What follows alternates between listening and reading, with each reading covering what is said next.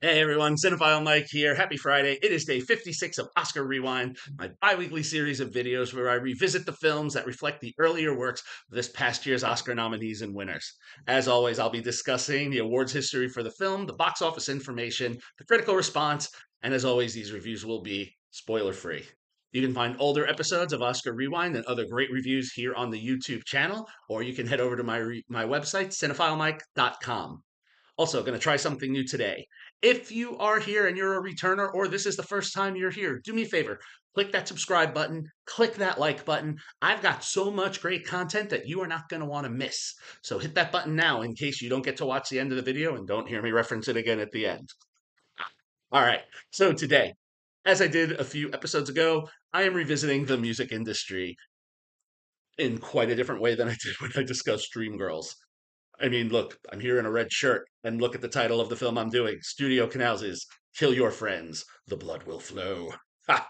Written by John Niven, based on his novel, and directed by Owen Harris, this black comedy was released in the fall and winter of 2015. Now, you might be saying, wait, that wasn't. Well, I'm here to tell you, yes, it was. It was only released internationally. So all of the box office information I have for you for Box Office Mojo, but at least I have that. I know I didn't have that the other day. The film's worldwide take is only made up of its international box office, which unfortunately was an underperforming number, $533,147. Critically, the film was not that well received either. As per Rotten Tomatoes, based on a total of 63 critical reviews, the film sits with a critical score of 24% and only slightly higher on the audience side. Based on an average of over 1,000 reviews, the film has an audience score of 33%. But again, it's not about the percentages or the awards, it's why we're here. And why we're here today is for this film's beautiful looks, which are brought to you by a team that included art director James Price. James Price is referenced because he received his first Oscar nomination, which he won as part of the team for Best Production Design for the visually stunning Poor Things. Price served as the art director for the film, and it was no surprise when Poor Things took that award home this past season.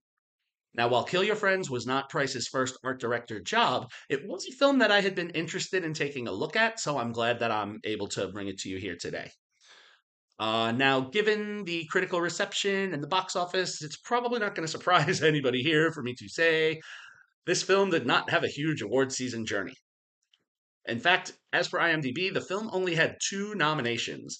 One was a Golden Trailer nod for Best Foreign Poster, and the other was a nod for writer John Niven, who was nominated by the British Screenwriters Awards for Outstanding Newcomer for British Feature Film Writing. That is where the awards season journey ends. So, Kill Your Friends introduces us to our Patrick Bateman like, and I should say there are probably, as you hear this, going to hear a lot of American Psycho comparisons. You'll see why. But again, our Patrick Bateman like overly drugged up and slick talking A&R music representative Stephen Stelfox, played by Nicholas Holt. I should say now that, like American Psycho, it's all of that excess goodness, right? It's 1997, though, not the 80s. We're in the UK, not New York, but the industry that Steven works in, it's at an all time high, the music industry in 97. Everything is flowing. He's young, he's 27, he's impassioned, he wants to be the head A&R rep at his company, but it's not that easy for him. He's constantly looking for the next big thing. He has to prove himself to his boss, and he'll even make decisions where it's not even necessarily if the acts are good, but if they can make money, that's all he cares about. He even makes some very interesting business choices in this film, but it brings in the dollars. But, with money, while it does come with power and possessions and a certain level of notoriety, with the sweet comes the sour, right? And he is always challenged in his job. He's always got head in head. His rival at another company, another A&R rep, Parker Hall, played by Tom Riley, is constantly going after the same acts that he is. And it's this challenge that, kind of prevents him from getting into that top spot that he wants. But then through a series of events, he has a chance to get it. He's all very excited. But for events that I won't spoil, he does not get that position. It goes to Waters, one of his coworkers, played by James Corden, who's a sort of friend, but now his boss, who he also believes is not as capable as he is. So, what does he do? Well, I said that it's a black comedy. You see the title of the movie? That's what he does. And this will temporarily solve Steven's problems until the repercussions of this act bring on now a police detective played by Edward Hogg, who is also an aspiring songwriter. And we have a secretary played by Georgia King with a hidden agenda who comes into the mix. Cop, secretary, another American Psycho connection. It appears that, this act of huh, killing your friends did not is not as cut and dry as he thought it was. And to make matters worse for Steven, now Parker Hall gets added to the mix because, well, things happen that will then send Steven into a huge spiral that he will dig himself out of and do whatever it takes. Again, if you're hearing the parallels to American Psycho, how could you not? There were even some ads that billed Kill Your Friends as American Psycho for this generation. All the elements are there. You have the ambitious drug fueled executive, you have the cop, you have the secretary, you have the murder, you have the excess, of the 1%. It's here. Before I get into the film, I want to talk about the visuals because that was really the strongest thing in here. Visually, this film, I mean, I tip my hat to Price, which is why I'm here. Visually, this film is stunning. Whether it's the offices that we're in, the clubs that they're going to, the restaurants they're eating in, the apartments, it's all this excess gorgeousness. It's almost like you want that job so you can have those things. Price's work in collaboration with production designer Charlotte Pearson is captured stunningly by cinematographer Gustav Danielson. You have lots of rich blues and purples and blacks and grays filling the screen, which creates, this really enjoyable aesthetic for what you're watching. Sometimes you have some earth tones mixed in. But again, while visually a stunning film to watch, it doesn't necessarily save the story that's a little bit lacking. Now, Holt is wonderful in the lead role. He's the thing that makes this film watchable. You might even almost say, if you're familiar with his early work, that this journey for Steven is one possible pathway his character from Skins could have gone, if you're familiar with that. Um, Here's the challenge, though, and sometimes you have this with books that are adapted. I have not read the source material, but even in the same way American Psycho was, right? It was a book written from Patrick's perspective, and so we got a lot of voiceover from Christian Bale as Patrick.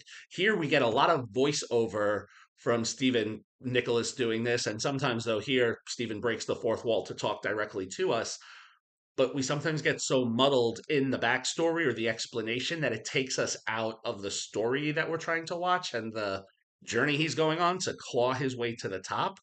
So it's unfortunately where the screenplay gets a little muddled. I mean, hats off to Niven, the nomination, but it's a little bit messy. And some things at the end kind of go by so fast in a little bit of a blur.